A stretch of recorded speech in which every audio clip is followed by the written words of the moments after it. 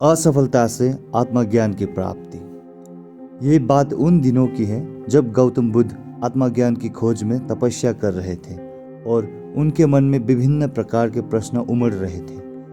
उन्हें प्रश्नों का उत्तर चाहिए था, लेकिन अनेक प्रयासों के बाद भी उन्हें सफलता नहीं मिली। वे आत्मज्ञान की प्राप्ति के लिए कठोर तपस्या करने लगे, अनेक कष्ट सहन किए और कई स्थानों की यात्रा की, परंतु जो समाधान उनको चाहिए था वो उनको मिला नहीं। एक दिन गौतम बुद्ध के मन में कुछ निराशाजनक विचार आने लगे और वे सोचने लगे कि धन, माया, मोह और संसार के समस्त वस्तुओं का भी त्याग कर दिया, फिर भी आत्मज्ञान की प्राप्ति नहीं हुई। और क्या मैं कभी आत्मज्ञान प्राप्त कर सकूंगा? और मुझे आगे क्या करना चाहिए? इस प्रकार के अनेक प्रश्न गौतम बुद्ध के मन में निर्माण हो रहे थे। गौतम बुद्ध को तपस्या में सफलता की कोई किरण नहीं दिखाई दे रही थी और उन्होंने अपने प्रयासों में कोई कमी नहीं छोड़ी थी। वे उदास मन से इन्हीं प्रश्नों पर विचार कर रहे थे।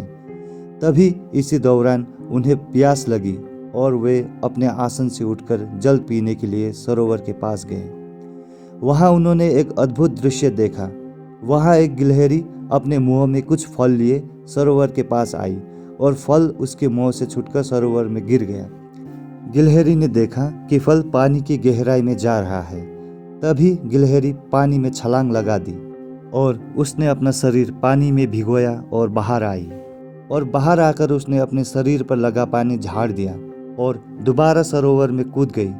उस गिलहरी ने यह कार्य करना जारी रखा।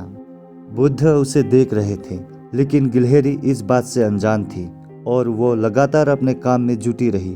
तभी बुद्ध सोचने लगे, ये कैसी गिलहरी है जो सरोवर का जल कभी नहीं सूखा सकेगी, लेकिन इसने हिम्मत नहीं हारी और वो पूरी शक्ति लगाकर सरोवर को खाली करने में जुटी हुई है।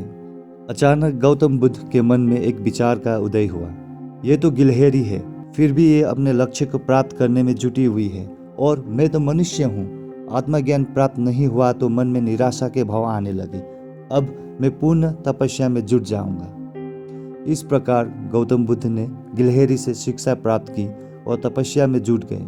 फिर एक दिन वो भी आया जिस दिन उन्हें आत्मज्ञान प्राप्त हुआ। इस कहानी से हमें क्या सीख मिलती है? गौतम बुद्ध की शिक्षाप्रद कहानी से हमें ये सीख मिलती है, जीवन में हमें असफलताओं की वजह से कभी हार नहीं मान लेनी चाहिए और ये जो भी असफलताएं आती हैं उनसे हमें सीख लेकर हमेशा आगे बढ़ते रहना चाहिए।